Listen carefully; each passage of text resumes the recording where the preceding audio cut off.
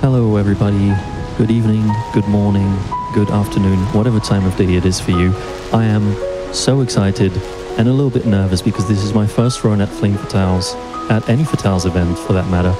And I'm very honored to be running BIOMORPH for you all. It is an indie Metroidvania released by Lucid Dreams Studio in April 2024, so very recent. And I love it to bits, and I've been in the speedrunning scene pretty much since day one. It's very fun to play. It's got a very nice aesthetic. The soundtrack is also great, and it's very story driven. It's not as non-linear as, say, a Hollow Knight or whatever other Metroidvania you might be thinking of. Yeah, because it is very story driven. Sorry. And yeah, this is going to be any percent, no out of bounds, so just beat the game as fast as possible without the use of the out of bounds glitch.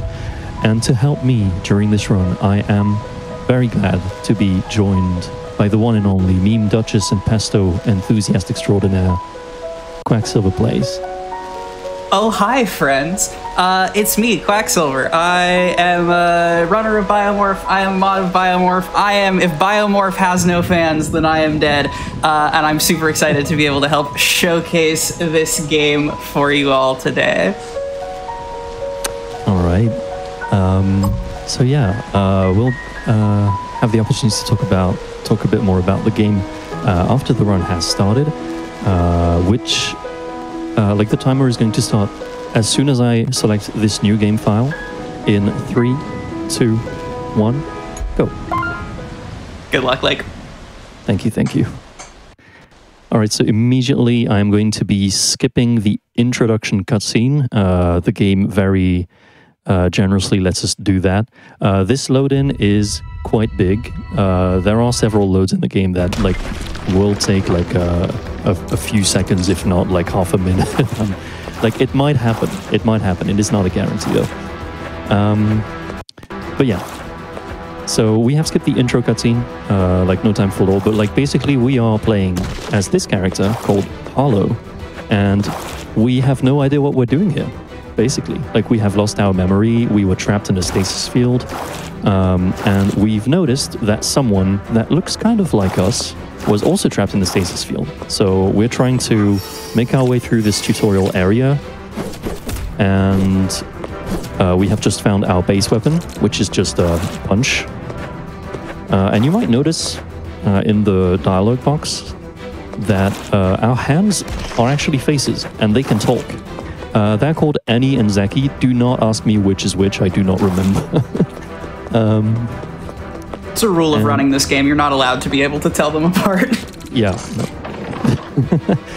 Despite their name very clearly being there. And yeah, they will interact with us throughout the run, and they will morph into the weapons that we pick up. We have just interacted with a strange egg-shaped contraption, which is called a beacon. These devices are necessary to activate in order to open the final boss arena. Yeah, and basically because Harlow starts off the game with amnesia, we're going to cycle back and forth using these beacons between present tense storytelling and Harlow's memories and flashbacks as we begin to understand their relationship with this other character, Cleo, who we've just met. Yes. So yeah, every time we interact with the beacon, I'm going to be skipping a cutscene, and oh no, what is this? We're trapped. Psych. There's no roof there, so you can actually just leave. But yeah, every time we interact with the beacon, I'm going to be skipping a cutscene, and then I'm going to be thrown into a little bit of a gameplay section that is actually a flashback. And as we interact and activate more beacons, we're going to be able to piece together the events leading up to this stasis field that we were trapped in, why we are here, what we were doing. And now, you might notice that after having killed this enemy called a Toroth, I have become it. This is where we are introduced to the titular ability of biomorphing. So yeah, you can transform into the enemies that you defeat, and you unlock their abilities, which is sometimes necessary to progress, and sometimes very useful to do some speed stuff. This is a bit. Yeah, and just a quick word. Oh, sorry. Quick word on biomorphing in general. Every enemy in the game has a static location. You saw that when Lake dispatched that Toroth, there was a little corpse on the ground that was sort of a waypoint to transform into it. So at the start of the game, for every individual enemy type, Lake is going to be killing the enemies in the room and using their bodies as biomorph waypoints, essentially. After you kill a certain number of a given enemy type, Harlow gains the ability to permanently biomorph into them wherever you want on the map. And there are a couple of required enemies that we're going to be collecting, essentially, required kills of throughout this run. Yep. This enemy is required because the arena to the first boss is locked by one of these cubes that these guys can just punch out of the way. This is experiment ST-741. No, ST-741-74-1, sorry. I'm not up to date on my lore. It is possible, but kind of tight, to make it stagger and open up, revealing this core that is like a bit more vulnerable to damage. Like without having to go up, it's possible to do that. But it's kind of tight. So like, generally what I do is like I tank the laser to like deal as much damage as I can. And then like if it staggers, like great. If it doesn't, like it's okay. In any case, like whether you get the fast cycles or not, this boss is a 3 cycle. And that's the end of the tutorial area. That was like very linear. Like there were a lot of gates that you couldn't cross before going into certain rooms. Like that save point that I took, you basically have to do that in order to unlock the way to the arena. Yep. And now we're going to escape the initial facility we find ourselves in, wash up on shore, and do a lot of plot things. So now if we've got any quick donations or messages from our hosts, we've got probably a minute or two for them. Absolutely. I've got a $25 donation from Dragon Nix, who says, "Hey Lake, isn't it cool that you're running in Flame Fatales? Good luck as always. P.S. You're cool." Thank you. Also, I've got a $25 donation from EDL666, who says, "I don't know this game, but I like Metroidvanias. Continuing to donate for Malala Fund, a really important cause. GL Ritals." GL Ritals. Shout outs to Ritals. So Ritals yeah, now mentioned. We're in, yeah. So now we're in Blightmoor. Blightmoor is kind of the hub world of this game. It's like the main town, and we are just crossing it. But like if you play this game casually, like a lot of like the shops and stuff like that are in here. And now we're going to start a quest by talking to this NPC called Boyd, who has lost. Oh no, her. I'm opting for her because Boyd is trans femme, as everyone knows. Everyone knows this. Absolutely. Who has lost her ferrosculating fluxograph, technical term, which looks like a wrench, and she refers to it as a wrench. But don't get them confused. This quest is necessary to progress. Whoops, that's okay. We are cycle locked in this room, so that's not a time loss. It's just a little bit frustrating. So this quest is necessary to progress because the ferrosculating fluxograph has been stolen by one of these flying enemies.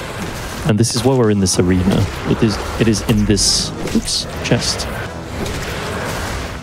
Yep. And as is often the case in many entries into this genre, you've got these locked-in arenas, completely static enemy spawns, so it is just pattern memorization and being able to arrive at the spawns. It is at this point that we'd also like to shout out the devs who added, after the base patch of the game, a return to safe button, so we no longer have to deal with death warping or walking back places, which speeds up the run considerably. They also added a run button for us, as well as having auto text mashing.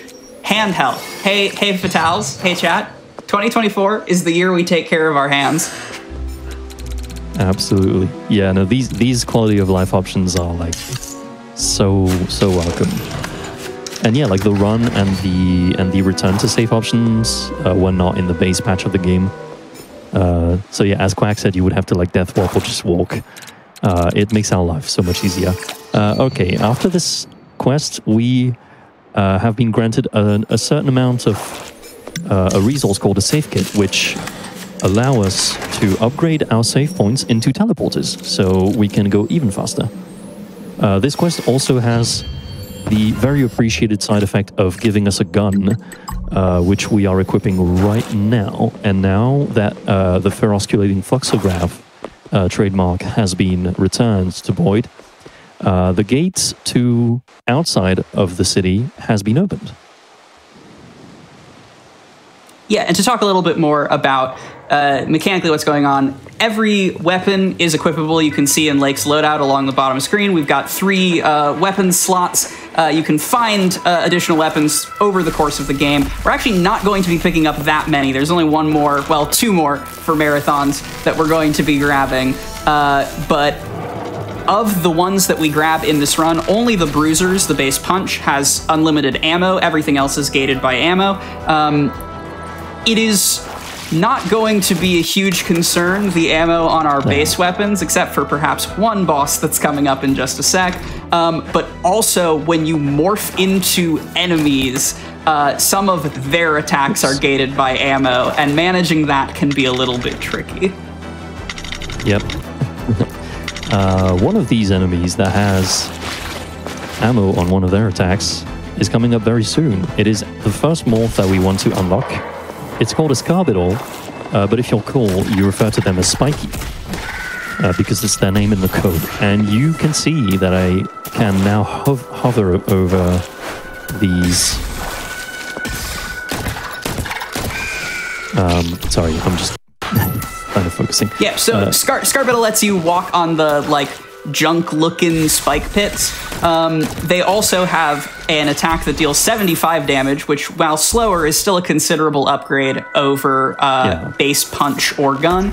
It also just moves slightly faster than Harlow at base speed. So one of the reasons we unlock Scarbidol so early is because it's just a small speed buff across most of the run if we're able to just get in Scarbidol mode and zoom. Yeah, and you can see in the bottom right of the screen that the counter necessary to unlock the abilities of Scarbidol is showing up. I'm at 5 out of 6 right now. Also, I'm going to be upgrading the next... like, I've been upgrading this safe, and I'm gonna be upgrading the next ones as well. The next one as well, sorry. Whoops. So yeah, now that we have unlocked 6 Scarbidols, something pops up telling you how equipping a morph works. So now we can just move into a Scarbidol, and because we had no morph unlocked, it is auto-equipped. Which is something that is important to understand, because during the run, I'm going to sometimes be taking a save in order to do some menuing to get rid of some like morph spots, so that the morphs that we unlock while moving around auto-equip when necessary. So yeah, these saves that I'm upgrading are a bit of a Chekhov's gun. We're gonna be teleporting back to them way later, one of which is only like good to upgrade for like the very end of the run, in fact. And yeah, I'm making my way to the second one now, and then we're gonna slowly go towards the first, well, what is generally considered the first boss of the game, called Gorgaza, because like Experiment, I mean, yeah, it's a boss, but like, come on. It's mostly a punching tutorial. It's a speed back, is what SC741 is. Gorgaza, on the other hand, is a fun difficulty spike, because, as is so often the case in Metroidvanias, the spot you want to be is pogoing the boss on top of them. But unlike so many early game bosses in other entries in the genre, as we'll see in just a second here, Gorgaza is quite large, and also throws out quite large hitboxes. And so this can get into a space of total aggressive damage racing, So we got 2 phases. In the first phase, Gorgorzer is going to cycle between these junk spit attacks and an overhead that thankfully Lake can still be taller than by just pogoing. Lake is also mixing in gunshots after every pogo to really chunk down the damage here. This looks like a very good cycle 1. When Gorgorzer goes into cycle 2, it's going to jump up into the ceiling, and unfortunately there is an invincible attack we have to sit through.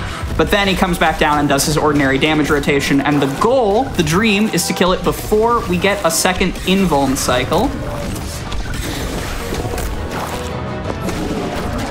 Very clean.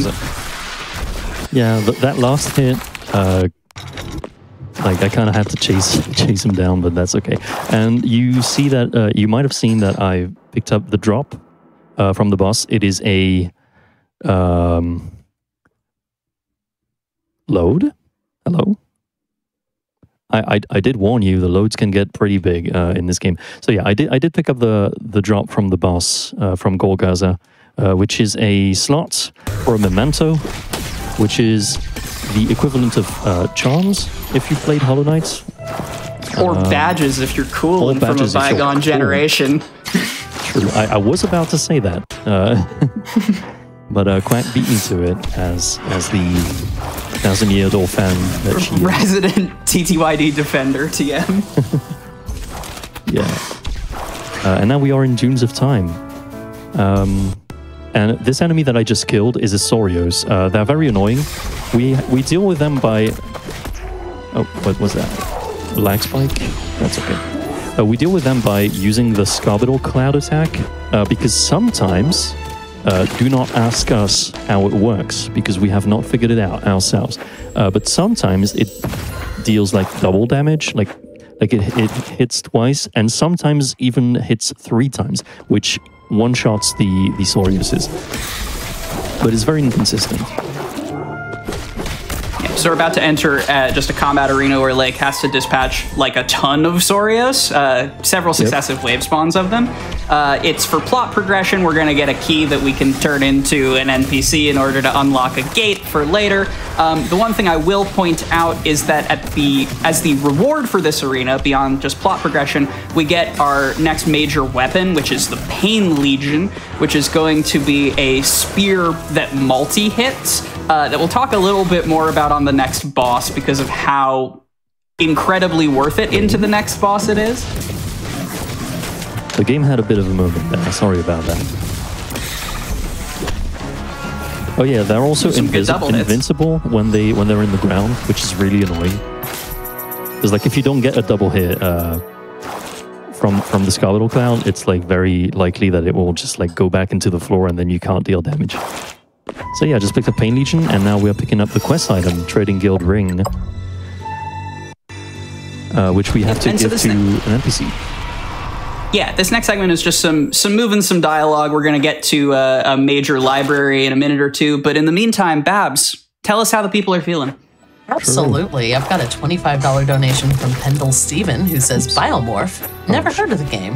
Thanks for running this game. Always nice to get acquainted with a new game that people love. Obvious heart then, eh? We also have a $25 donation from Saffron, who says, let's go, Lake. Yo, just Saffron. gold. Just gold, so true. Saffron is one of my mods and like an IRL friend. That I like to joke. I like to joke around that like I absolutely hate them. Like we have that sort of friendship. That's beautiful. Yeah, it's pretty fun. We also have a $25 donation from Anonymous, who just says, ooh. Ooh. Dangerous. Dangerous. We are a giant spike beast right now. If you want to ooh at this thing, I'm sorry. Yeah, that giant spike beast is very fast. Like when I get a charge out, like you can see I'm just zooming through horizontal stretches. That is actually the most efficient way of moving around so far. I've actually spent like some time timing different methods of like moving around. So like just walking, dashing as Harlow, walking as a Scarbital, which is slightly faster. and yeah, the Torov charges that are the fastest at this point in the game. So we were in front of a huge gate. This is the gate to the Athenaeum, which is a library that we are hoping to access in order to get some, well, information about what we might be doing here and whatnot. But it is closed right now, and we can't open it unless we activate the 3 backup generators dispersed in this area. I'm going to be taking this safe so that I can walk back to it. Whoops. And I'm going to be equipping Pain Legion, which is going to be very useful for the upcoming boss.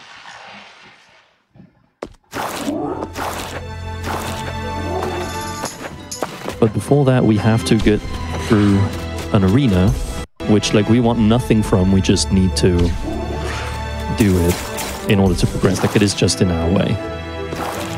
This is one of my favorite arenas in the game because you can see the intense benefit of Scarbiddle's Cloud being 360 in terms of damage. You just get to like finish off all of these enemies so smoothly. I love it. Also, in case it hasn't been explained before, the blue goopy looking enemies are made out of the MacGuffin substance of this game, Ferox, and they're the enemies in the game that we cannot absorb, we cannot biomorph. They're sort of your grunt level enemies.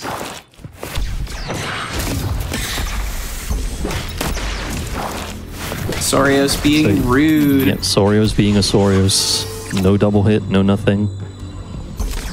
Yeah, the thing about Sorios is that its like ability is the ability to teleport in between these dust-like panels in the world. So it is absolutely hard required because there's no other way to teleport across them, but it's completely useless for everything else, and we're forced to kill enough to unlock it, so it basically just sits in our menu for a little while. Yeah, and it makes us have to do some menuing in order to like make room, as I said, for some other morphs. Oh, what? That's okay. For some other morphs, in order for them to like be auto-equipped. This save point, I'm going to upgrade, but I'm not going to sit there because I want to go back to the previous one. Also just setting up a fast travel point for later, but now it is time for Miratos, the next boss of the run, who's made a nest down here in the dunes of time. Yeah, and so Miratos is going to... Miratos is going to charge back and forth. Thankfully, the way this platform layout works, we can just get underneath or above it and use Scarbiddle to do a lot of damage while it is charging. And then for the main attack, Pain Legion is quite good when the boss sits still. So that should already be phase 2. That is phase 2, yes. So in phase 2, it goes across the arena 5 times. Should be it. Yeah, okay, good spawns. Yeah, that was basically the kindest Miratos you could get. That's perfect. Gonna heal for safety, even though we don't have much to do left before going back to the safe. The drop from this boss is Monster Fang. It is a memento, the equivalent of, as we said, charms or badges. There we go. Pain Legion is also very useful for opening walls, because usually like you would have to like punch it 3 or 4 times. I can't recall, but like you just use a Pain Legion and boom, it's gone. That was my mistake. And it is the kindness of this early game that the game gives you a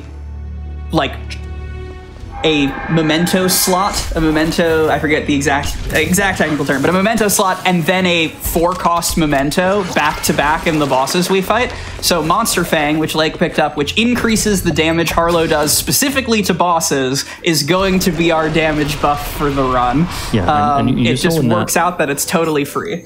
Yeah, you saw in that last generator room that having Sorios unlocked, while it is not something that we actually like actively want, is situationally useful.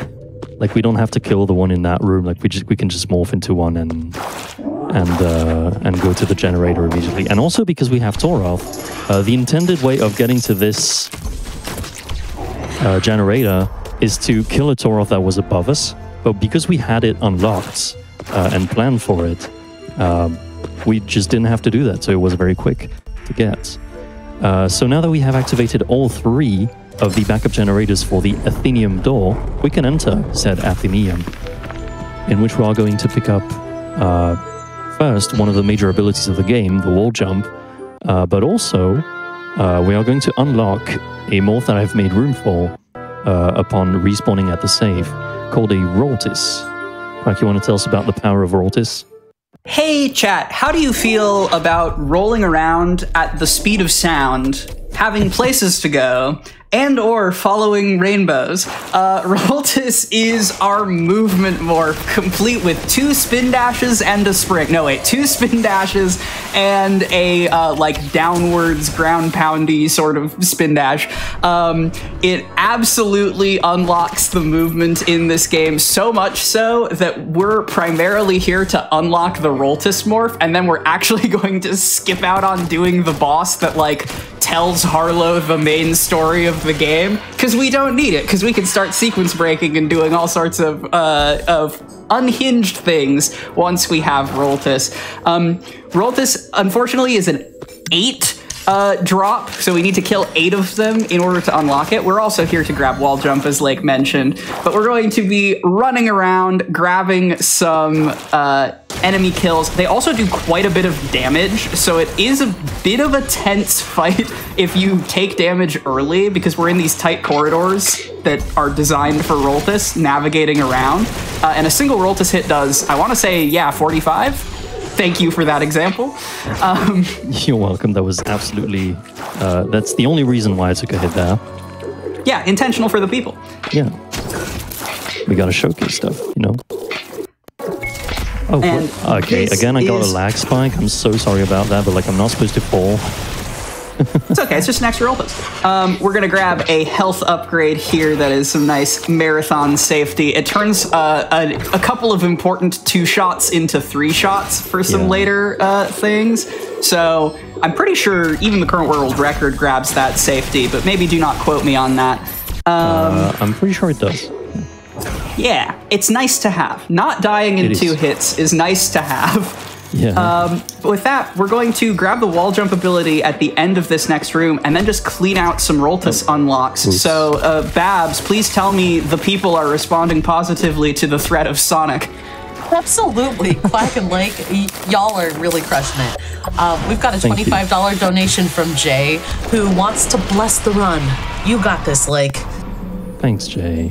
I appreciate it. We also have a $100 donation from Pet the Robots, who says, pet the robots, but gently, because we want to keep our hands healthy. Remember, hand health is good. Absolutely, yeah. So this is a segment that is not part of the optimal route. I am running, indeed, a marathon route for this event, which picks up an extra weapon that makes a skip retryable, because otherwise it is a pogo of an enemy that dies in 1 shot.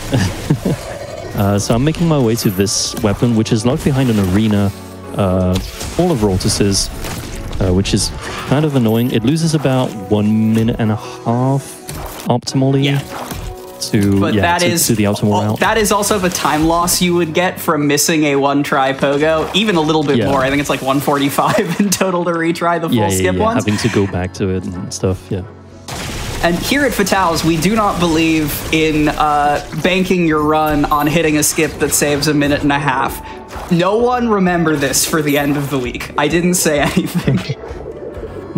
Eyes emoji. Okay, I'm gonna try to focus this arena. So, I mean, this is a donation spot, or like, there's nothing much happening. I'm just fighting Rortises and these guys too, the creep boxes. Oh, what? Yeah, absolutely. That was rude. I just wanted to touch back on that Pet the Robots donation that I gave in the last break. Just as a reminder, we do have an incentive open for Stray to Pet the Robots.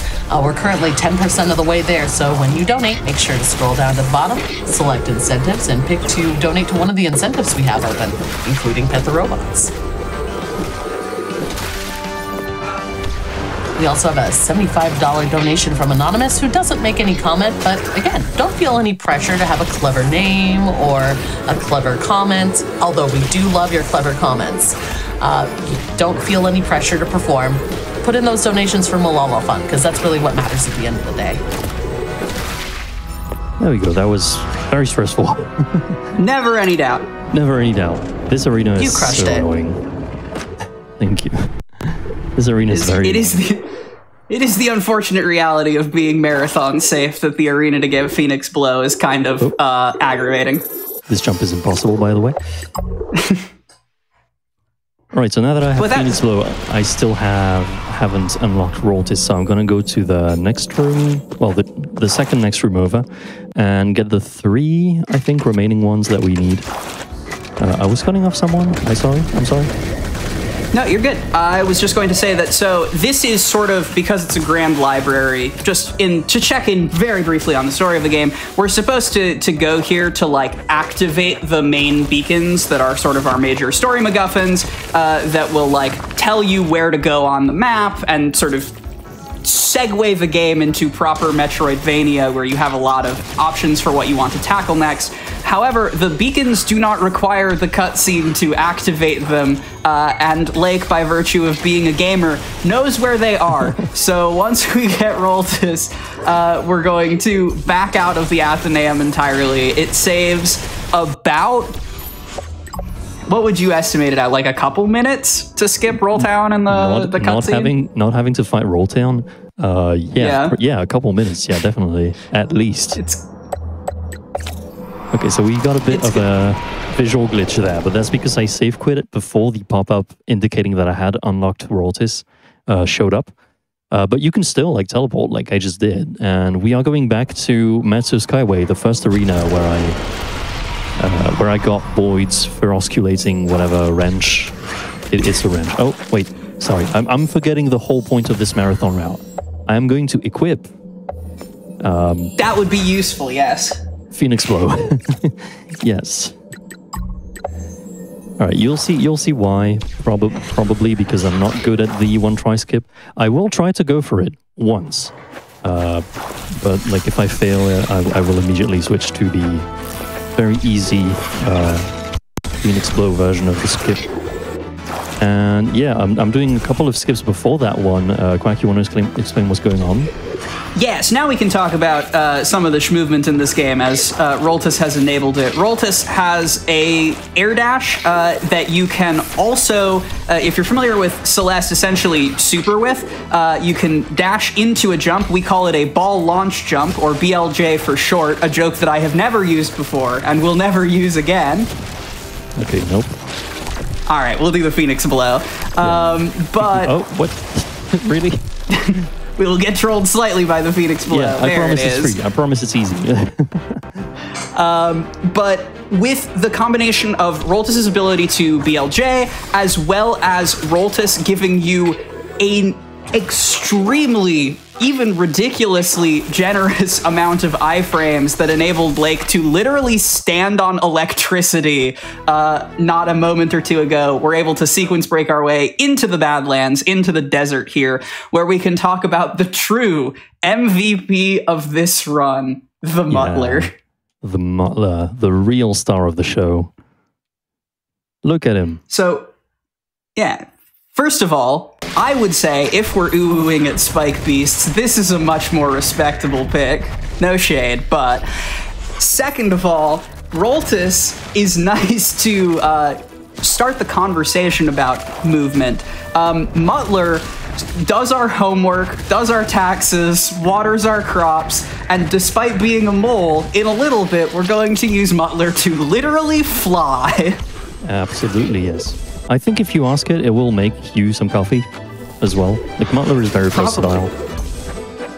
Muttler's just like a chill bro, you know? Muttler does everything. Lake is also going to pick up some kills on this swimming enemy known as the Jet Runner. Jet Runner is one of the hard required kills because the boss of this area that is guarding our beacon that we're going to need is gated behind a water jet that only the Jet Runners can swim through. So we do need to pick up 5 of those Jet Runners in this area. Yeah, but right we away killed some incidentally anyway. Sorry to cut you off. No, you're good. Right away, the immediate utility of Muttler that we're going to be grabbing it super early for is the fact that Muttler's heavy swings, deal 75 damage and have invincibility frames on like the head and tusks of the Muttler. So it is going to quickly become our centralized combat mechanism as long as we can get close enough to the enemy or boss for it to matter.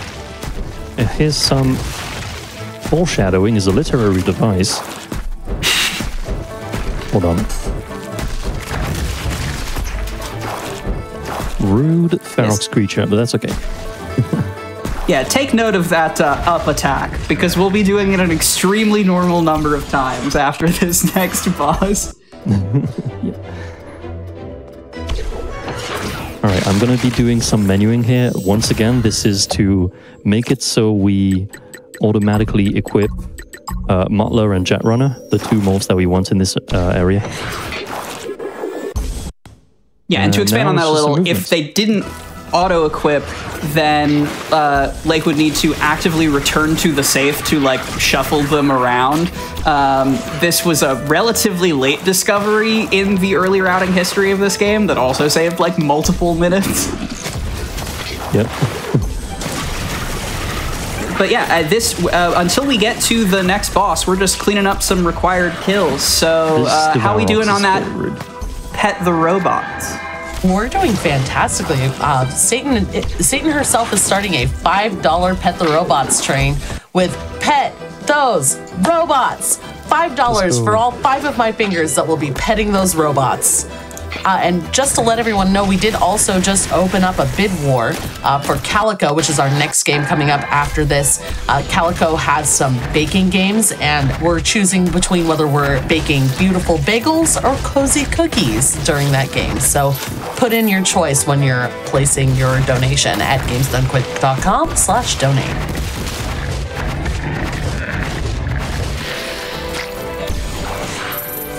Alright, I'm at 7 out of 8 Muttlers. The 8th one is right here. Let me see if I can... no. It is possible to do the exact same thing without taking damage, and you might be saying, wait, you didn't morph into it? The reason for that is because I am comfortable doing some Muttler speed tech only if my Muttler is on my right booster, so I'm choosing to unlock Jetrunner first, so that it will be on X, and that Muttler will be on right booster. Right buster. That's one. Okay, and this is right before the boss of this arena, called Buzz. Buzz is my favorite dog. I hate Buzz. I also forgot to safety heal. Because there is a required damage tank in this fight. And, like, it's not super scary, but it is, like, a little bit.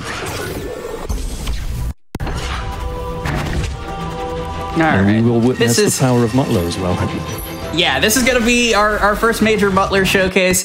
In the optimal case, Lake is going to damage tank a couple of times, but we'll also just iframe through some things that a casual viewer might think that the giant mole has no business iframing through.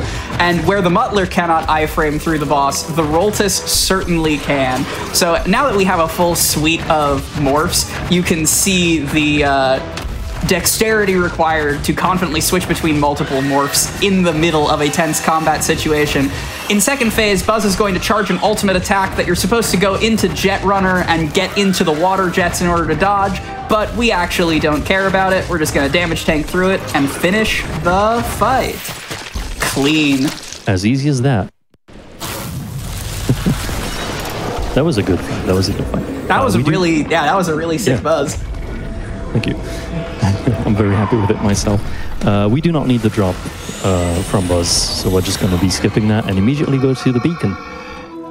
So again, cutscene that I'm going to skip because who's got time for lore?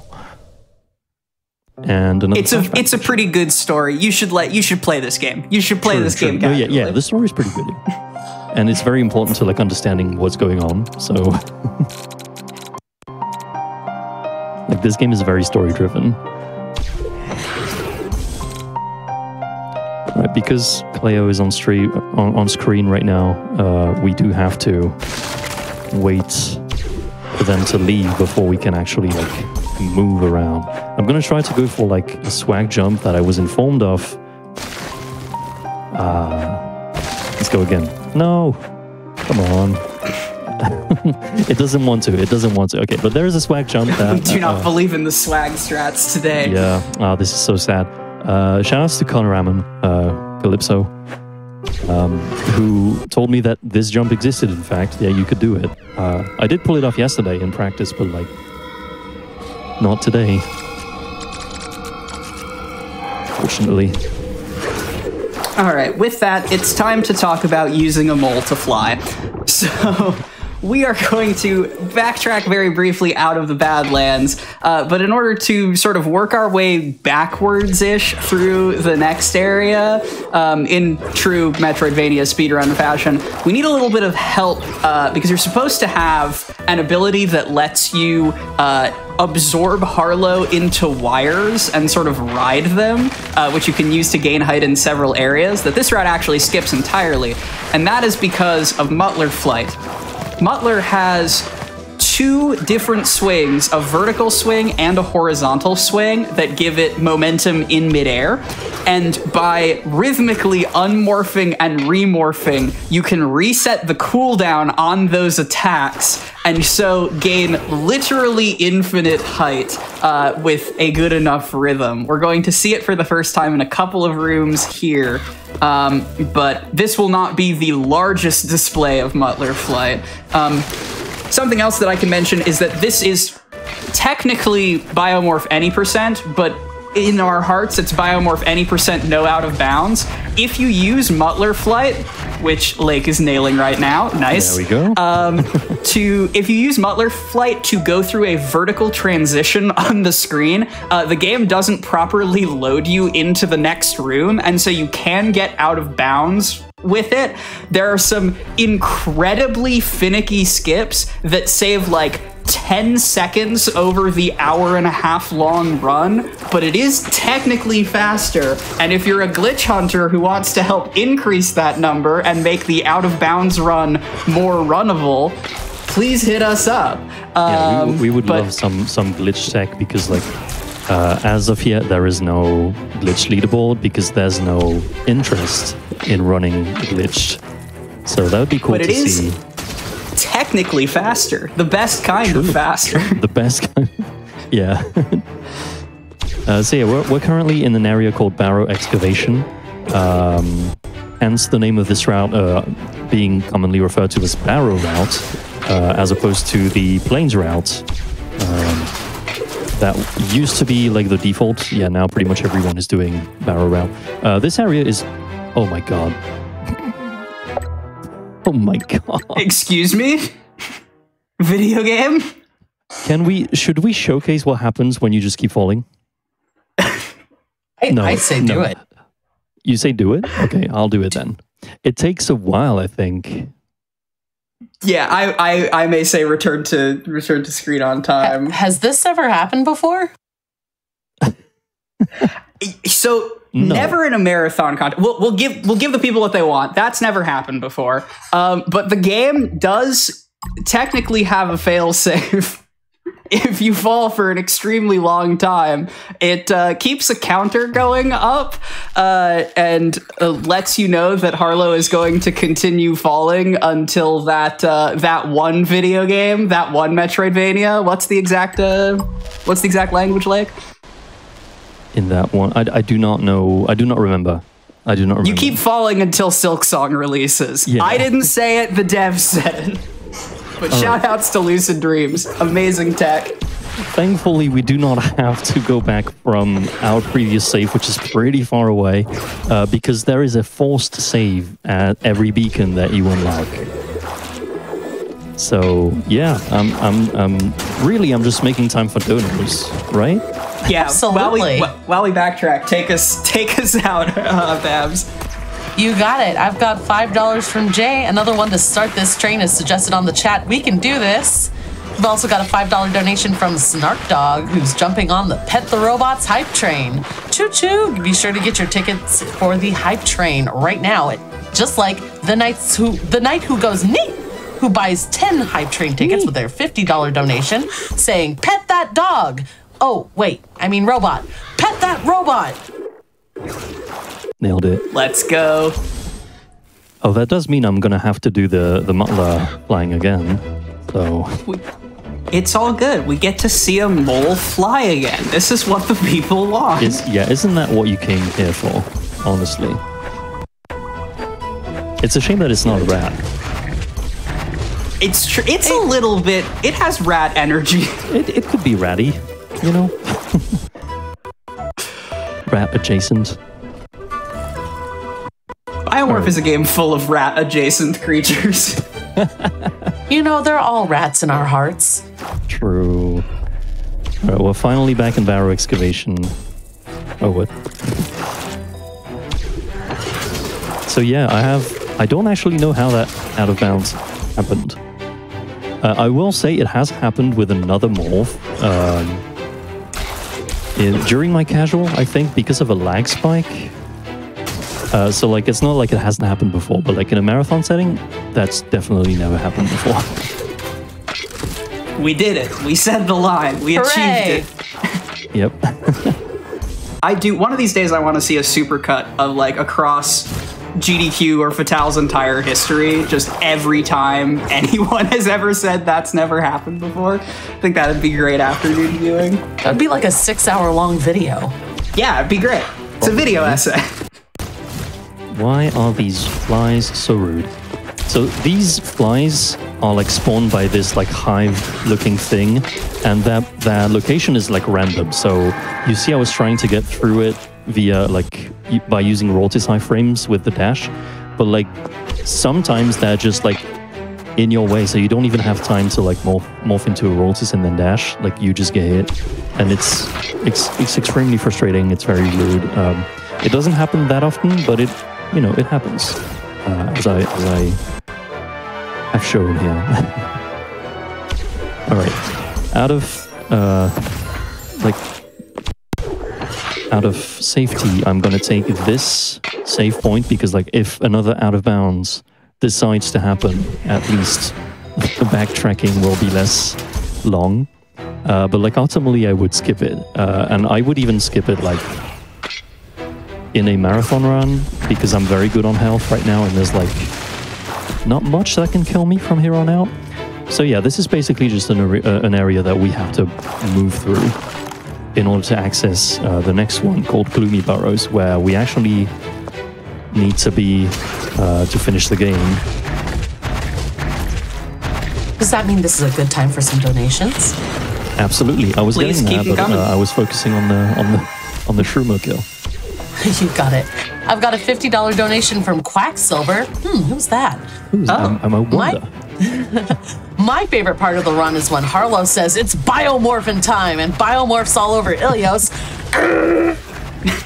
In seriousness, I'm ecstatic that you are in the spotlight showcasing this gem of an indie game, and so proud of the work you put in to be here.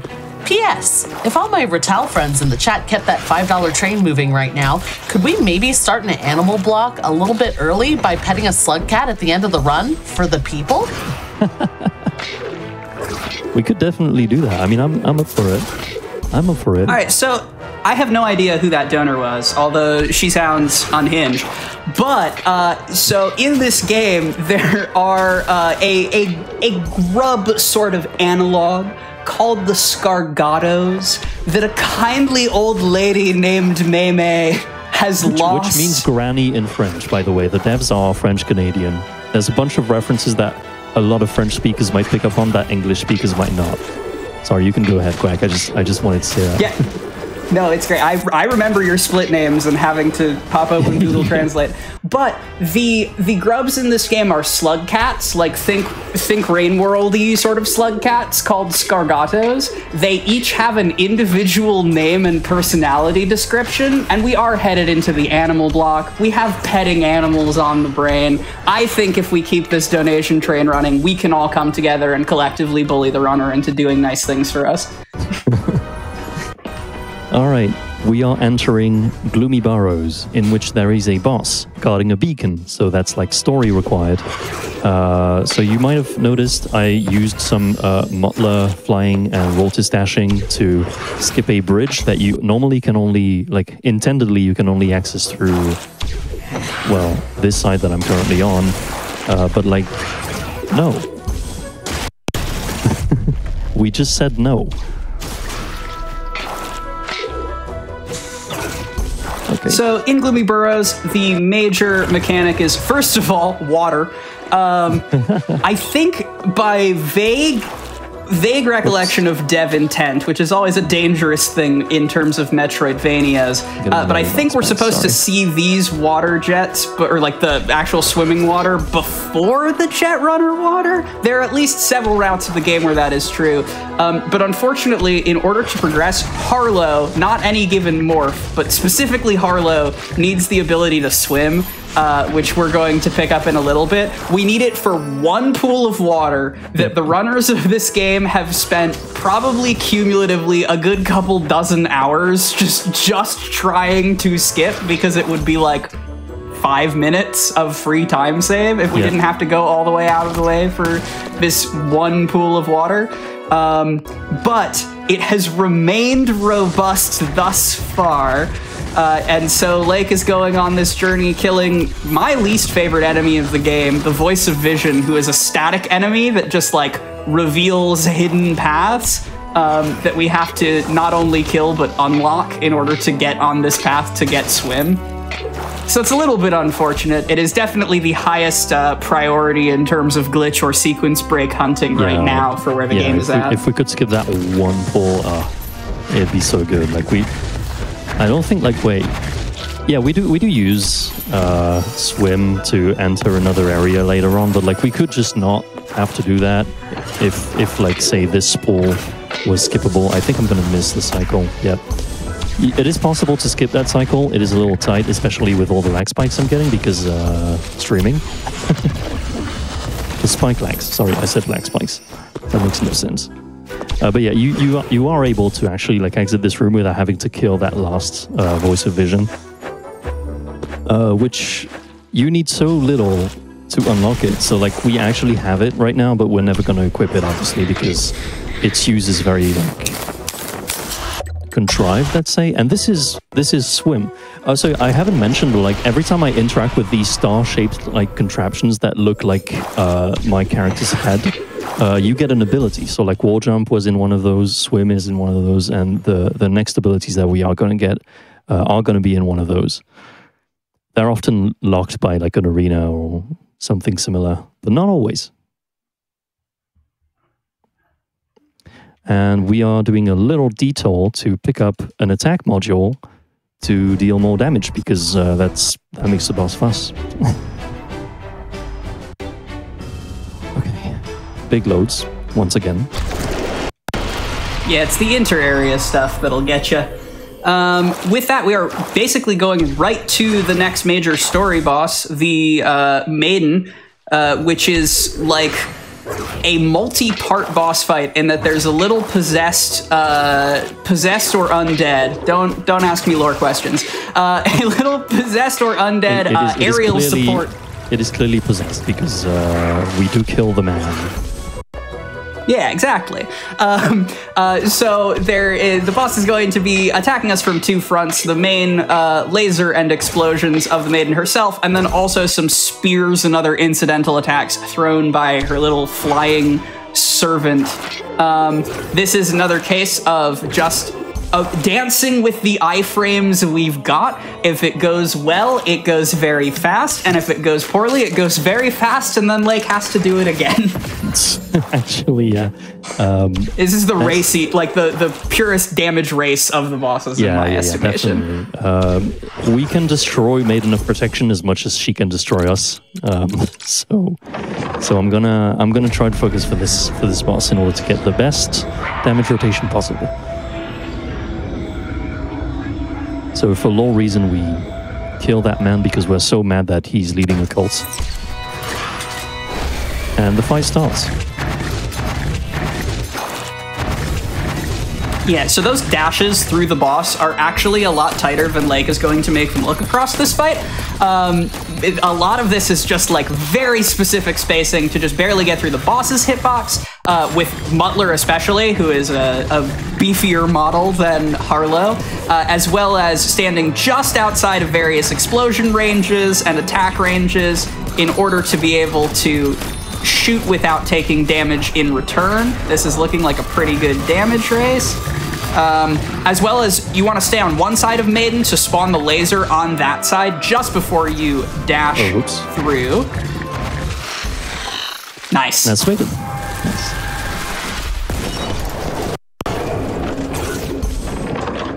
And with that, we're going to go into another beacon cutscene and flashback. So, Babs, how's that train looking? Looking good. We've got a $100 donation from Anonymous who says, let's pet the robots. That's 20 tickets on the hype train. You can get aboard the hype train for petting the robots for as little as $5 donated to the Malala Fund at gamesdonequick.com/donate. We also have a $25 donation from The End Beta, who makes no comment, but that's 5 tickets to that hype train. This is the only flashback section that has like an arena for some reason. I'm trying to kill these enemies on the floor. Yeah, right, I managed to do it. There's 2 of them, and like if you let them spawn fully, they're in the floor for a little bit and they're invincible. But with Mutler, again, Mutler does everything, so it also does that. With Mutler, you can just like hit them before they're done spawning fully, and they still can take damage. Well, they immediately can take damage. So, like with a well-timed Mutler attack, you can make quick work of that arena. And as we make our way back, we're going to be picking up after I skip some lore that we do not have the time for. I'm going to be picking up this vital module, another health upgrade. Again, very useful because the late game bosses generally would 2-shot us otherwise, so like this makes them a 3-shot.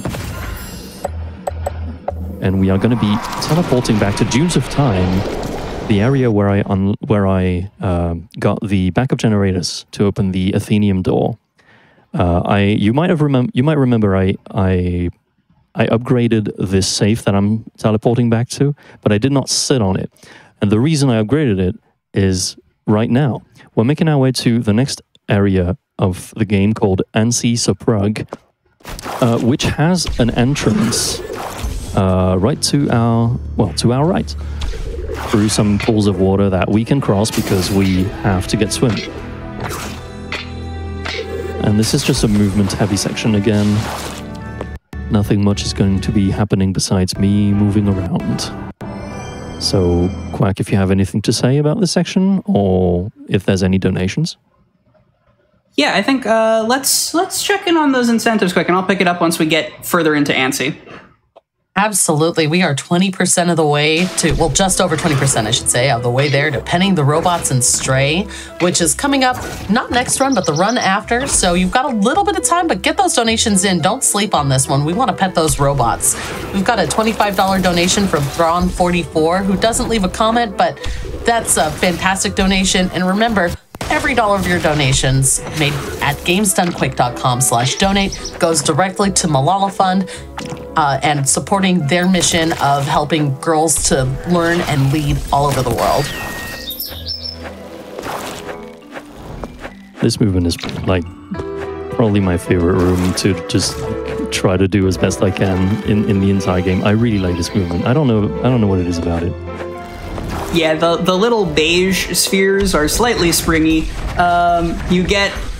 There's some movement shenanigans that can happen, especially, all right, well, we managed to dodge it. Something about the Mutler, like, just model size in between some of these platforms or springs. Yeah. Sponges? I don't know what you call them. Can be a little bit...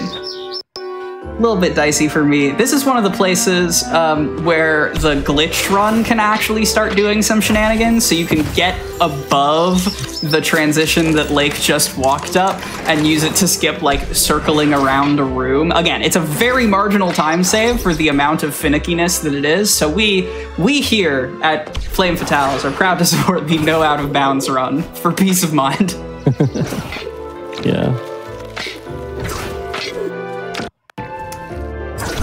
And in ANSI, in the next couple of rooms, we're going to be getting to what was originally thought to be the most broken morph in the game. Well, the thing about this is because of how area-centric a lot of the morphs are, there are a lot of really solid contenders for most broken morph in the game. Like, we have like a couple different ways to fly. But coming up in a room or two here, the Ombre Blanche Which is French a for white morph. shadow. That's the one. It literally has a triple jump, just sort of by default, which if you have any experience with Metroidvanias, generally, the more you can jump, the better your life is. And so it was thought for a while to be one of the more high utility morphs, but now we sort of barely interact with it at all, except where required kills are. There she is. Yeah. Some uses are ANSI kind of contrived. There's these walls that you have to scream at in order to make them disappear. They're signaled by like 3 wisps, like flame-looking things.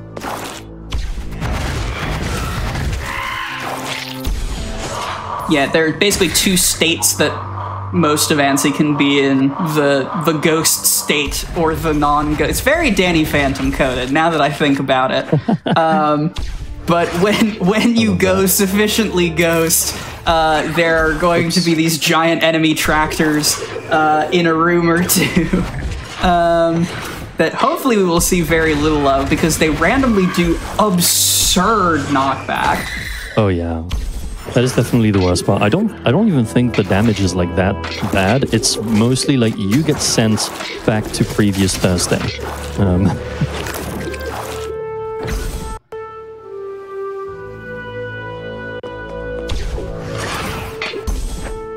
Yeah, so we got another a hidden Ombre Blanche up in the ceiling here, and then there are a couple of like, I guess they're not cycle skips, but just like light platforming skips. There's our first giant enemy tractor. That because you can because you can break the ceilings of these. Oh, come I on. think they're there as sort of traps to prevent you from breaking the floor. Spike pogos are a little bit rude in this game, especially the spike blocks. The like spike just blocks are incidental. a little harder, yeah, to pogo on than the spike balls for some reason. And yeah, like I was having a bit of trouble there. Sorry about that. But we got at the back of ANSI, we have a combat arena with, I want to say 8 Ombre Blanche, but amount, yeah. then it's a big number in arena terms. But then after that, we're going to get an ability that has been a long time coming, which is the omnidirectional dash. You've probably noticed throughout the course of this run, in base Harlow form, Lake has a down dash that can go straight vertically down. Yeah, that is not attempting intended, to dash, by the way. But it's just nice. For oh, some it's reason. not? I don't think it I is not. knew that. The That's devs know actually about wild. it, but they decided not to patch it because it's funny. It's cool light movement tech. But if you attempt to dash in any direction other than straight down, Harlow loses a ton of height. It's sort of a very sharp diagonal. And so in just a moment, at the back of this room in the combat arena, we're going to get a true 8-directional dash that, you know, technically we don't need desperately when we have a flying mole from outer space, but it's still very nice to have. And it actually does wind up required in just like, because of how Harlow contorts his hurt box.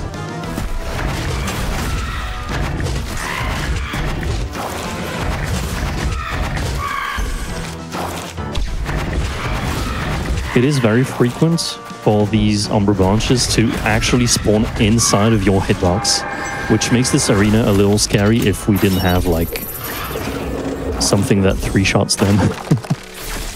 Yep, Muttler, it turns out, is good. And so Lake is actually not going to quit out here because our final pickup in the area isn't the omnidirectional dash or liquefaction rush if you're fun at parties. If you're we actually do need that too. That's what I said, right? But we also need that Sentinel Complex access card. The Sentinel Complex is the most sprawling dungeon-like area of the game. It is also, there are also successive keys that we need through it, not dissimilar to the like powering on the Athenium we did at the very beginning of the game, but they're like successive keys. It's a very maze-like dungeon, and we need to kill 18? 15?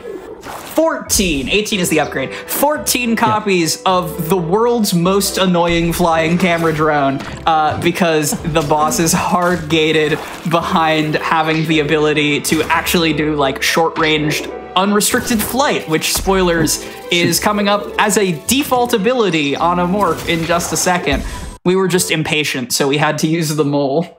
True. But yeah, the game actually intends you to, at some point, have the power of flight. Beautiful. Do y'all mind if I cut in for a quick moment? Oh, absolutely. By all means. No, go ahead. I've got big news. I've got a $250 donation from Lucid Dreams Studio. Yo, devs hey! of the game. Big thanks to the amazing speedrunners for playing our game and pushing its limits. We're thrilled that you're having fun playing it. Thank you so much, Lucid Dreams. Made a criminally underappreciated game that more people need to pick up. Yeah, but yeah, I am having fun. I'm having a lot of fun, and I'm very healthy about speedrunning this game. Like, speedrunning mentality, I feel, is something that we don't really talk that much about. But like, it's very easy to, you know, get tilted and whatnot when you like go for PB attempts. It's very easy to be quite liberal with the reset button. Oh, whoops. But like with this game, like, I don't know, I feel very chill about everything. Like, I'm not super competitive. I'm like very appreciative of every effort that is made towards like pushing down its record time. I'm very involved in the like timing and lapping stuff, even though like lately life has not allowed me to spend any significant amount of time on it. But like even just doing runs, like even knowing I'm not going to PB, I like to keep them going. It's just a good time. Like, big fan of this game. Incredibly bold of you to say it's just a good time in Sentinel Complex. But okay. I also co-sign what Lake has said. Sentinel Complex is an exception. There's always an exception to the rule, isn't there? Yeah, Sentinel Complex is very annoying. It's very hard. It's very easy to get comboed into death. Yeah. And yeah, you basically have to go through like 60-70% of the area. It's very contrived. Yeah, there's no large-scale sequence breaks we can do because of these tight tunnels that are straight vertical, so only Odd Wings, which are our camera drones, can fly through, and we need a huge number of them. Yeah, unfortunately, the reason we need a huge number of them is that they're literally everywhere in this, and they have missiles and erratic flight patterns that make dealing with them exceptionally annoying relative to basically every other enemy. They also, like, the way the actual Odd Wings are controlled when Lake is an Odd Wing is that you can see the little camera face fade over time in color from white to yellow to red, and that is the total amount of airtime you're able to get. You have to land and sort of recharge your battery on the ground after a little while. They also have a pretty, like, a pretty slow acceleration, so maneuvering with them in the air can be quite difficult. So we really want to only use Odd Wings for tunnels when we can get away with it. or otherwise like wide expanses that have like spikes or enemies that it would be too hazardous to muttler through. But the biggest challenge with this area is just there's so much everywhere all the time. If it's not spikes, it's camera drones. If it's not camera drones, it's explosive mines that we're going to get to in a little bit. If it's not the explosive mines, it's giant enemy robot lasers, which we're also gonna see in the next room. Yeah.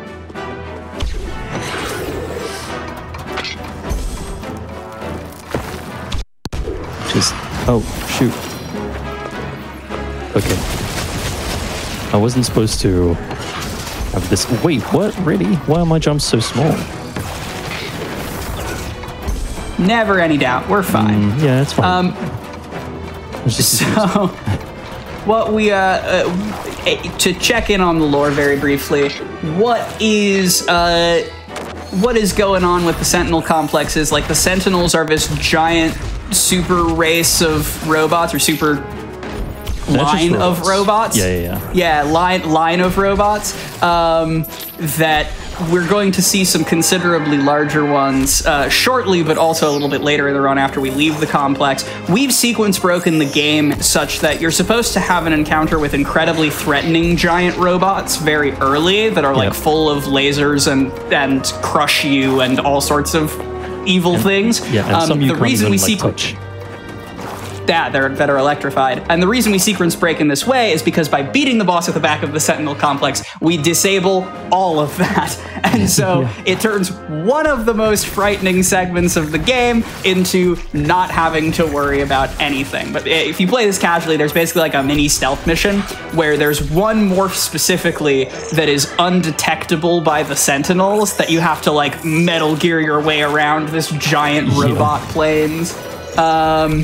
Shout outs to Metal Gear later on the schedule, this very event. So true. You learn actually, like if you pick up some lore notes, you learn actually that the enemy that can sneak around the Sentinels has been made by like some mad doctor whose name resembles Frankenstein. I don't remember exactly what it is, but it's like a bit of a funny haha, you know. And like they sneak around because they don't get detected because they're made from Sentinel parts.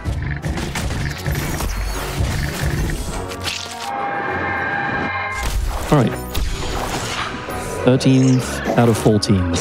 We're almost there. This is it.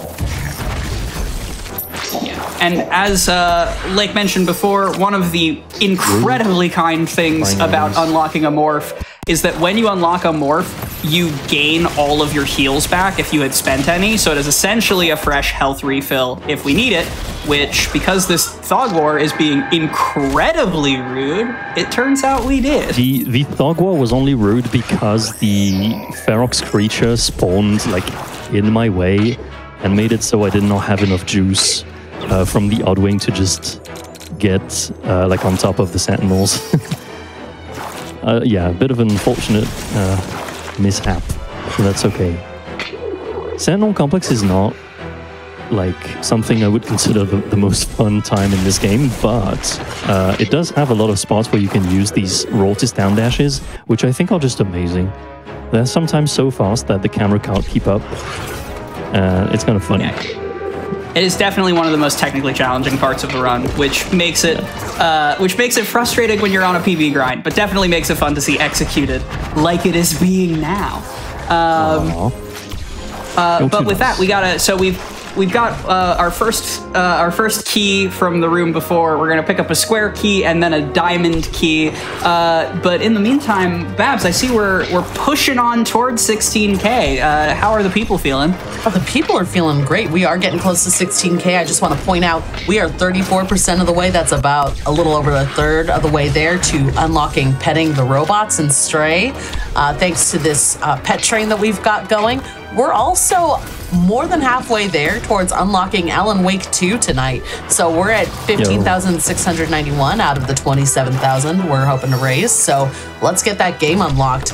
Big thanks in part to donations like this $25 donation from Field94. No comment there, but that's 5 tickets to the hype train. Y'all get on board this hype train so that we can see the Slugcat get pet by Lake here.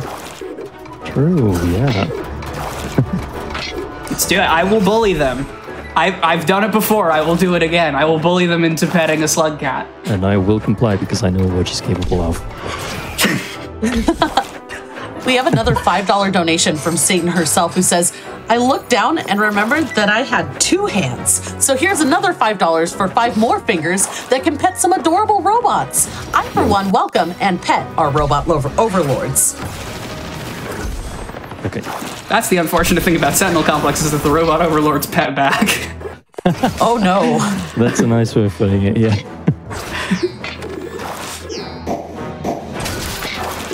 Interesting. You probably have time for one or two more, Babs. Yeah. Absolutely. I've got a $5 donation from Anonymous that just says less than 3. And I've got a $5 donation from Pendle Steven that says pet. Pets. Absolutely. Pets. That's what we're getting horror block later. Now is the time to celebrate in a much more chill way. Let's pet all the animals, y'all. And robots. I need the emotional prep in order to be able to like engage with horror block.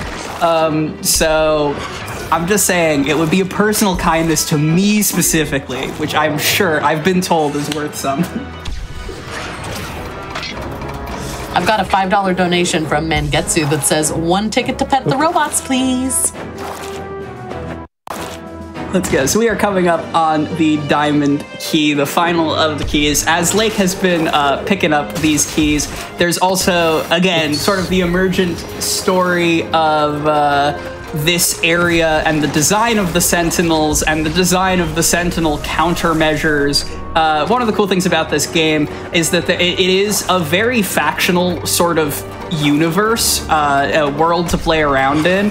There are a lot of side quests that this run cannot even begin to touch on that involve various of the different factions, and there's a full Romeo and Juliet subplot. There's also one of the core mechanics of this game is like the hub town that Lake was in so briefly that hopefully we will return to pet a cat at the end of the run.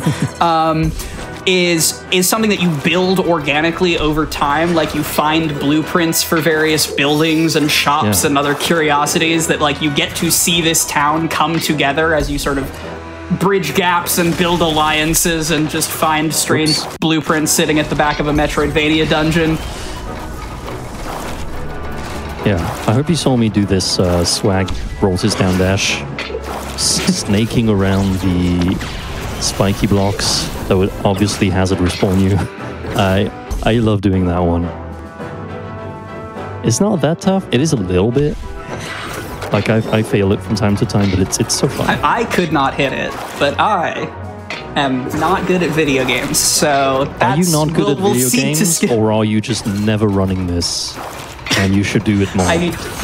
I do need to run BIOMORPH more, but so does everyone in this Twitch chat right now. That is correct. That is. This correct. is a call out post. It's a good speed game. Like unironically, it's a good speed game. It's very fun to move around as the different wolves.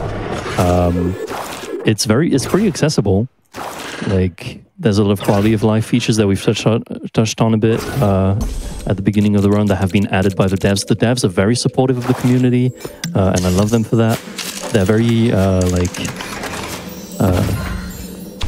they told us directly that if something was cool, quote unquote, they would not patch it for the sake of speedrunners. So like that's very nice. Like Mottler flying, for instance, they were like, "Oh, that's so fun." Blessing of lucid dreams to catapult a mole into the stratosphere. Anyway, this is Model 37. The main mechanic of this fight is with Model 37, you can oddwing to these switches on the wall and pull out a platform. Lake is standing in a very specific spot in order to make the most of Mottler iframes to just get through all of the like laser field attacks. And then we're gonna switch to oddwing again in order to dodge the like full screen edge laser field. In phase 2, Model 37 gains a couple other attacks, namely the head charging at us. This is why we took the health upgrade. Yeah, definitely. Otherwise, this is like death. Yeah, turns that 2-shot into that 3-shot. Oh shoot, I forgot. This is second phase. It's fine because it phases really fast. And that's the end of the fight. Like the third phase, we don't even see anything of it. It's just like, basically it just does what you might have seen. Like the head goes down and then it spawns like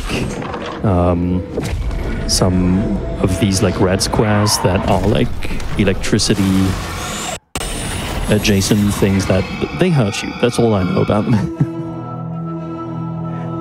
And yeah, there's our fourth beacon. Out of 5, actually.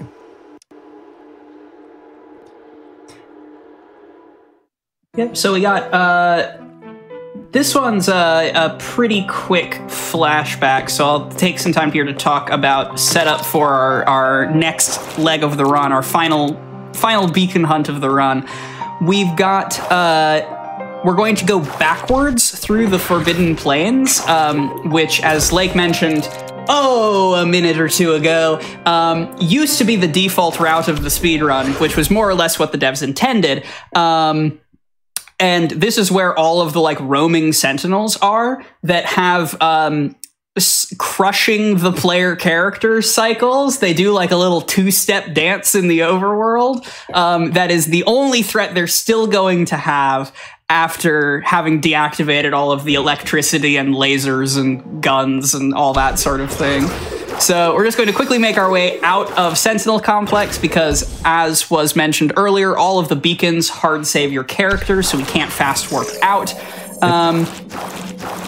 But as soon as we get to an actual safety, we can teleport up to where we were a couple of saves ago, and we're going to backtrack through Forbidden Plains to get to the middle of a military conflict.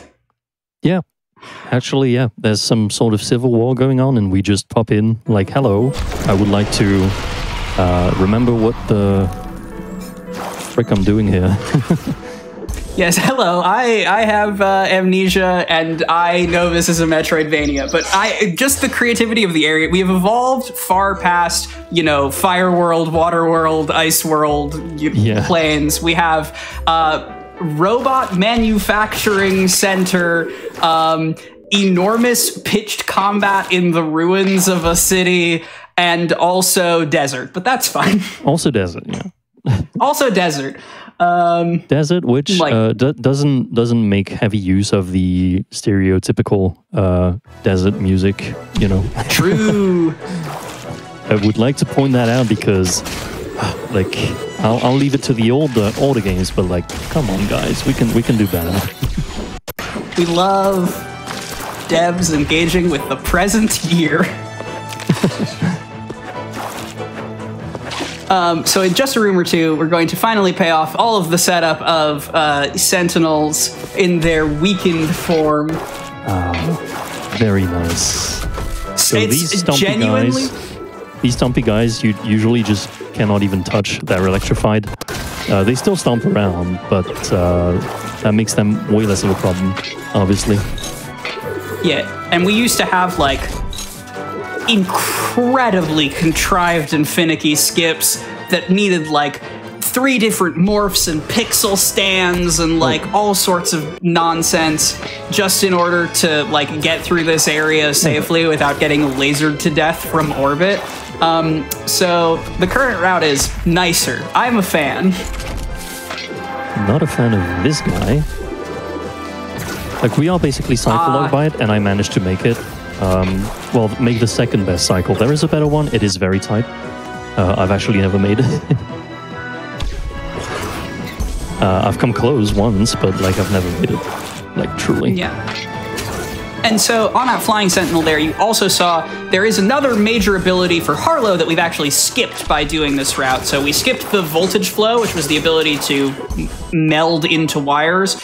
We've also skipped ferromagnetism ability that lets you meld into those little goo piles, which is how you're supposed to get to Dustboro, our next area, using specifically those 2 abilities that we did not actually pick up. However, the neat thing about those 2 abilities that we've skipped is that they're substitutes for vertical movement, which means we have Muttler instead. Alright. And from this sentinel, which you can now climb, I'm going to go up into this room without falling. Would be very dandy. There we go. And with another Roltis / Mottler skip in this, a very big one in this room, which hopefully I'm not going to mess up. Yeah, this is the we can skip, like, most intense one. Ferromagnetism and voltage flow. Nice. Looking good. Looking good. And the final one is pretty easy. You just use the robot. Clean. Yeah, the hardest part is the horizontal one, obviously. The like hazard respawn plane, because like the floor is entirely spikes. You can't just fall down at all. It's very much higher than you think. So yeah, it makes it so like we very often have to like switch from a Roltis dash to a Mottler up attack to be able to keep the heights. And yeah, now we're in Dustborough, where we are going to be skipping our final ability of the run. Yeah, because I almost forgot about it. Like, this was a very early, like, this was like very early on. We were like, we don't need that. Oh, what?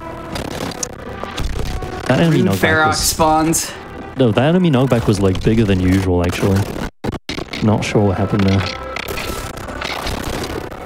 Yeah, so there is an ability in this area that is wings, not in the double jump sense of wings, but in the gliding sense of wings. They're like air currents scattered throughout Dustborough that Harlow can glide on, but once again, that is pure vertical, and so Mottler is going to actually skip it, as well as also in this area in particular, there are spikes everywhere. It's supposed to be, and for our purposes is, the last area you get the beacon from in a typical run, but because there are spikes everywhere, that actually means there are all sorts of opportunities to have Scarbiddle stand on the spikes that are everywhere. So later into this segment, there's going to be some very fun just chilling on spikes that Lake is going to be doing. Yep, we're also going to be showcasing something that only the Oddwing gets to do, and it's being able to spam the dash for some reason. So like normally your dash is subject to a cooldown that is like fairly long. Obviously makes it so like, yeah, you can't just continuously be dashing. But Oddwing is not subject to that constraint for some reason. Oh. Yeah, Oddwing exists in this weird state where it is technically grounded, but also technically airborne, because they needed to program in like a ground collision check to know when to recharge the battery.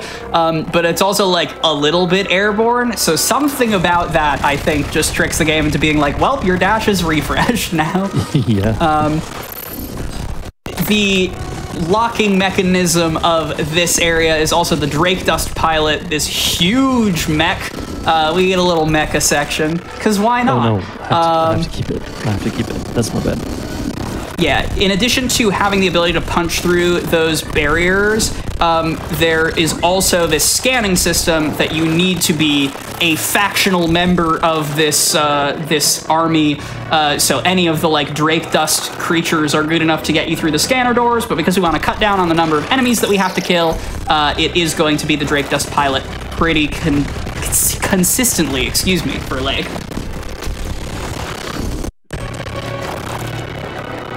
We got a sec for a couple donos. Absolutely. We've got a $10 donation from Star, who says, "Hi, Lake. I hope you speed this run the fastest."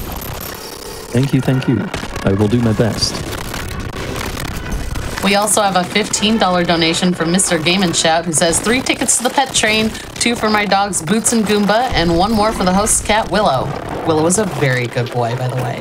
Very good kitty. We believe in pets in this house, so pet the robots. And Willow. And Willow. I mean, Willow gets pets. Oh, So, we are meeting for the first time the big bad of this area, the Major, who is basically the leader of a fascist militia, the Drake Dust Regiment. And this is Edda, which we have talked to at the beginning, like of the area, like before getting the save point. She's leading the rebellion. Oh, okay. I was probably like a little slow. Sneak between. It is possible to just fall straight through.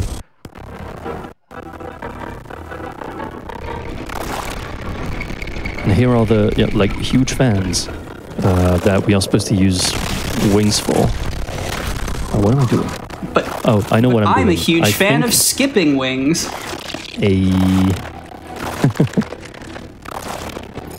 We're getting a masterclass in stand-up comedy here.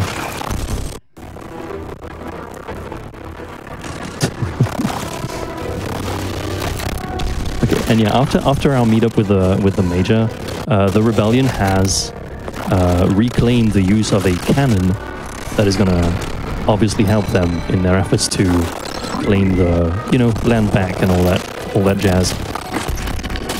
Oh, rude.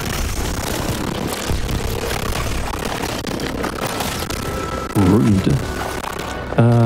The spear enemies that like charge at you, called very creatively Spearoxes, are like extremely annoying, and in some spots probably your worst nightmare. These spike blocks are hazard respawns and not just damage sources. Yeah, that threading the needle with Oddwing is much tighter than it looks. Yeah. Because how the Oddwing likes to control in midair, it can just be a problem sometimes. You can actually just chill in this corner if you need to. There's an invisible wall that makes it, I think, so this Spearox cannot reach me. Yeah, exactly. But yeah, these Spearoxes, like before this little corner that you can just chill in, they can very easily gang up on you, and like you're dead. Like it's damage into knockback into hazard respawn, and it's like half of your health bar is gone in a second. Alright, and we are in the first arena out of 3 that we're going to have to deal with in this area to pick up cannon pieces, because the cannon that Ida got control back of is incomplete. And so to access the final area of this game, we have to get some of its pieces scattered around the city. And there is some dash spam for you all. Dash spam ASMR. So true. It is very funny to do that against the gates. Again, Pain Legion, very good for breaking walls.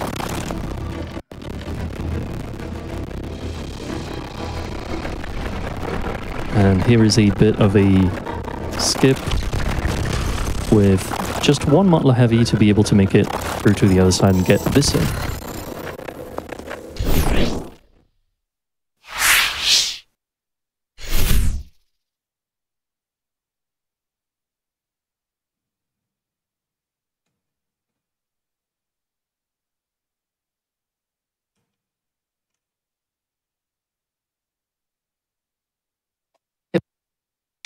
All right, gang, while we're fixing those audio issues that folks were mentioning in chat, I just wanted to let everyone know that bing bong, this train will soon arrive at station end of BIOMORPH. Please donate to get to 16K. After this, the train will resume. Don't forget your luggage. Bing bong. That was a $15 donation from Pendle Steven. Thank you so much for that. I kind of felt my body taken over for a moment by the spirit of train. Get on board the train, y'all. We're getting really close to $16,000. We're hoping to unlock Pet the Robots and Stray. We're 38% of the way there. I believe in y'all. We can get further. We're getting pretty close to the point at which we need to, call it, because we gotta get that before we begin Stray. So let's get those donations in so that we can pet those robots. We have a $5 donation from Pikant Gal, who says, 1 ticket to the pets train, please. as well as a $25 donation from Nightflyer. No comment there, but that's 5 tickets to the hype train. Get on board this train.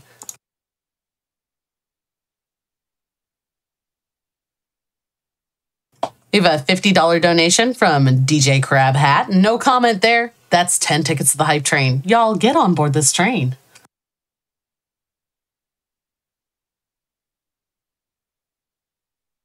While we're waiting on some of these audio issues to get hammered out, I just wanted to let everyone know that Flame Fatales 2024 is benefiting Malala Fund. Malala Fund is working for a world where every girl can learn and lead. They believe local educators and activists are best suited to address the problems girls face in their communities. Malala Fund invests in their work and collective power to create change, hold leaders accountable, and give girls the tools they need to advocate for themselves. From supporting STEM education for young women in Pakistan to creating safe learning spaces for girls in northern Nigeria, your gift today is an investment in Malala Fund programs that directly benefit girls.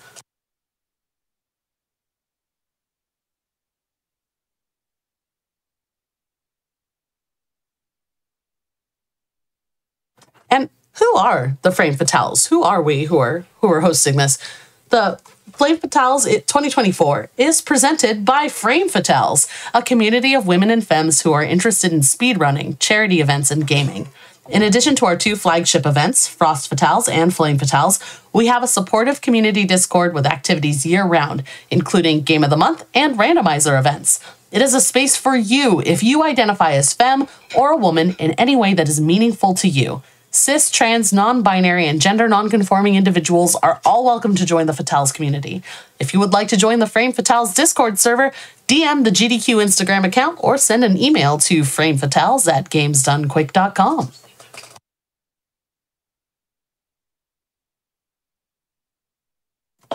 And just as a reminder of the incentives we're working towards, we have $1,235 remaining to hit that Pet the Robots incentive for Stray. And that one's great. If it's met, Soulmask 218 will nuzzle against the robots that we meet along our journey. That means the little kitty is going to go rubbing up against the robots. It's like an inverse, can you pet the dog? No, but the cat can pet you. We are also working towards the Unleash the Sky Eyes incentive in Psychopomp. If this is met, Cece will play through the epilogue for peak eye memes. It's going to be so great. We're also working on a bid war between bagels versus cookies in Calico to figure out whether we're going to be baking bagels or cookies. Clockwork Ophelia will be running that game after we're all done with BIOMORPH here, so get in your bids for that one soon. And we're working towards the milestone for Alan Wake 2 as well. We're hoping to unlock that game tonight. So if you're enjoying my dulcet tones on the microphone, you want to hear more of me hosting, I'm supposed to be hosting that run, but we've got to unlock it first. We are almost to 60% of the way there. We have just a little over $11,000 to go to raise for that game. Let's get it unlocked. Let's have some incredible fun tonight and get that going.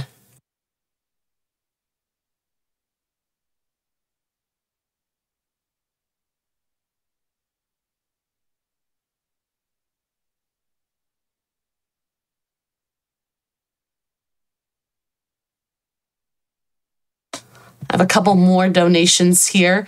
A $50 donation from A-ROM. There's no comment on there, but that $50 donation gets A-ROM entered to win a number of our day prizes today, including the Rainbow Yoshi Cross Stitch, which is a $25 minimum donation to be entered to win. The Mew Perler and the Latias Mini Perler keychain, those are $5 minimum donation to be entered to win.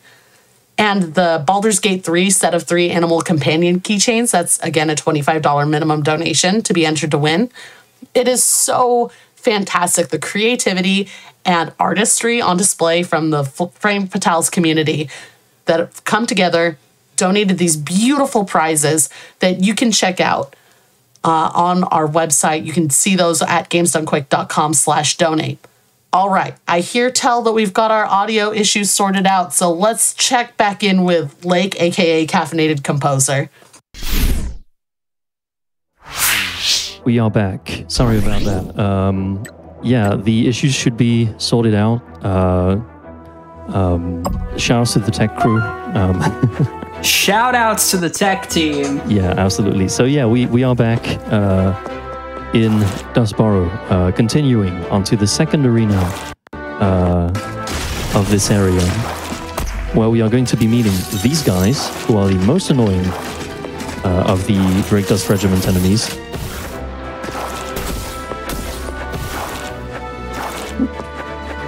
Couple rooms of movements.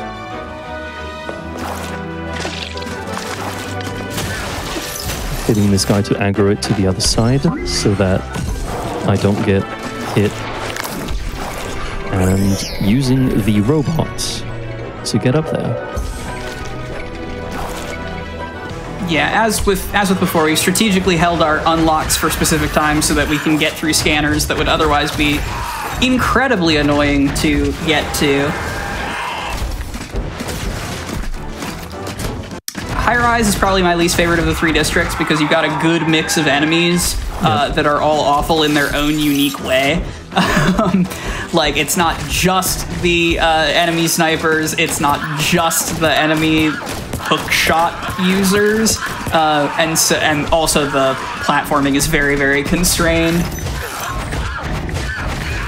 Nice. But Lake making it look pretty clean. Unfortunately, Mottler Heavy does give these enemies some knockbacks. Sometimes you kind of have to chase after them. Here's some more dash spamming. Dash ASMR now with no audio issues. Yeah. Yeah, I do apologize for the audio getting a strange there. But yeah, again, shout outs to the tech crew for like making sure everything is going as smooth as it can. And very close to the second arena is the third and final one, after which we will be able to make our way to Upper Dustboro and fight the boss. Some dash spamming beforehand. Well, good luck. Yeah, well, while Lake cleans up this arena, which is not terribly scary relative to some of the previous arenas, although I'm not going to commentators curse anything. Hey Babs, how are the people doing? Do we deserve to pet a slug cat at the end of this? Well, we're getting close. We're getting real close. We are 38% of the way there to petting the robots and Stray. I'm hoping we can hit that $16,000 milestone by the end of this run. If we can do that, maybe we can pet a slug cat?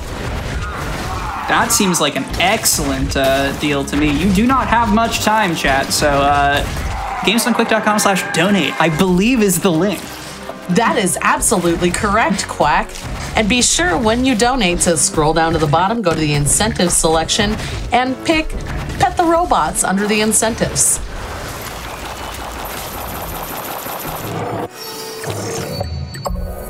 There we go. That's our final counterparts. Good work. Does that mean we have a little time for a couple donuts? Yeah, maybe there is some one more movement. quick one. There's one thing we want to talk about in a little bit, but hit us with another. Yeah, just a quick one, a $50 donation from A-ROM and a $10 donation from Anonymous. Neither of those had comments, just a couple of quick dollar amounts in there just to show that people are putting in their love. Yeah, and we appreciate them for it. All right, so this final climb up to our penultimate boss is when we get to start, when like all of the movement in this game truly comes together. Lake has switched to Scarbiddle. All right, that's the rudest 1-2 punch.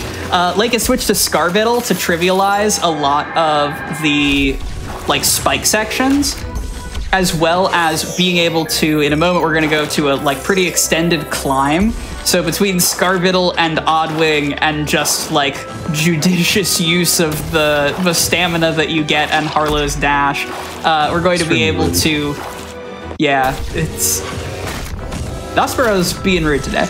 But we're going to be able to cruise our way up some spikes towards the final segment of this area. Yeah, right. This has also got to be. Yeah, this has also got to be the weirdest segment of just the way the area is designed. Why would you put a scanner at the bottom and the top of the elevator? Like, to make I sure get it. There's no imposters. Yeah, no, like I get it for verisimilitude, but like, really, as a speedrunner, it's like, really, I have to check. I have to check it both places. I have to check it both places. Yeah. Yeah, this is a major puzzle that is like completely trivialized by Scarbiddle. It's just like that's Biomorph at its crunchiest, at its fun, at its most entertaining is when it's like, oh yeah, this little critter from an hour ago actually solves this. Yeah, like look at that. I'm just walking on these bikes. No need for fans. Yeah. And that's it. And with that, Lake, I have one reminder, which is don't get hit by a crate, please.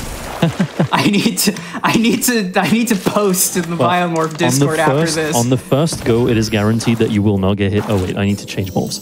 It is guaranteed that you will not get hit on the first go, but if I do die, yes, that is something worth keeping in mind.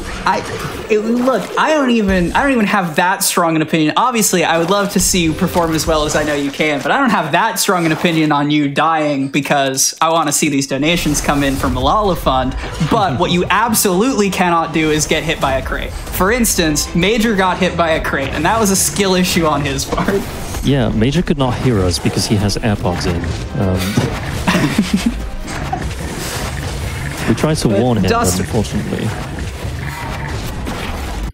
You were going to say something about that.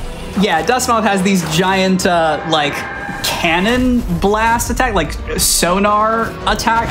Your sonic cannon attacks. I'm really not sure what the attack is, but the hitbox is quite large. Muttler is, of course, our answer to that, as well as the fact that a lot of this is like very segmented in how Dustmoth attacks, like with where it drops the crates in between its attacks. And we also did take the health upgrade, so once again, we are not getting two-shot by the boss, which is just sort of nice. This is the scariest attack. These missiles actually two-shot you even with the health upgrades. Yeah, and their explosion radius is like bigger than it feels like it should be, but not so big that like you have to play defensively. You can still very much aggro it, which means you are likely to die. But Lake's not gonna die. We're fine. We're chilling. Good at the game. Good at the video game. Let's go. You love to see it. You love to see it. So we've got one final beacon and flashback, section. So Babs, please tell me the train is a-rolling. Oh, absolutely the train is a-rolling. I've got a $59 donation from Cyamphibian who says, pets, pets, pets, pets. Is it too early for a Dex number dono? Many pet train tickets and a little extra for the best Poke Pupper, Arcanine. Classic. Never too early. That is a very good pupper. But is it as good a pupper as Muttler?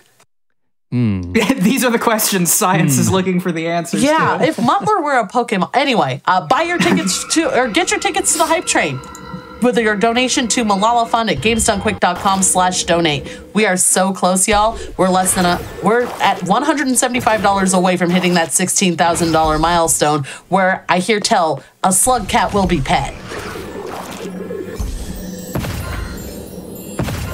Okay, so one down, back to Matsu Skyway. The entire reason why I upgraded the safe at the very beginning of the run. This is the second safe we upgrade, and this is the moment we go back to it. Like, it's only now that we use it. As I said, bit of a Chekhov's gun. Yeah, so we're coming up on the final boss fight here, which will end the run. So I would say you've got conservatively like 40 seconds to get that train kicked into hyperdrive, because we'll take the last safety out to pet our slug cat. I believe in each and every one of you.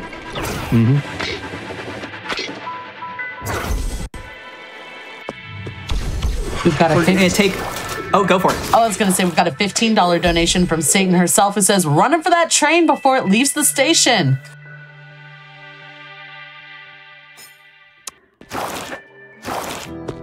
All right, and I don't know, we're coming up on the final fortress here. We took the extremely conspicuous gondola, the one of its kind in the entire world.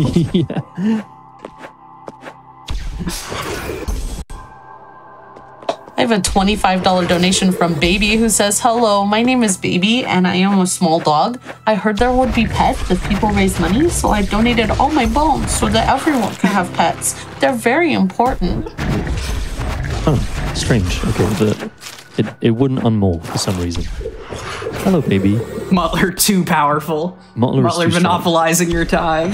Muttler just does not want to get off the screen. Muttler believes in you, chat. Muttler believes in every one of us. Vote Muttler. What? With that, we are entering the cutscene, preempting the final boss. The final boss for real. And this is how, at the beginning of the game, Cleo, our friend, got stasis fielded. And how we ourselves... It was 4 inches to your left the entire time. Yep.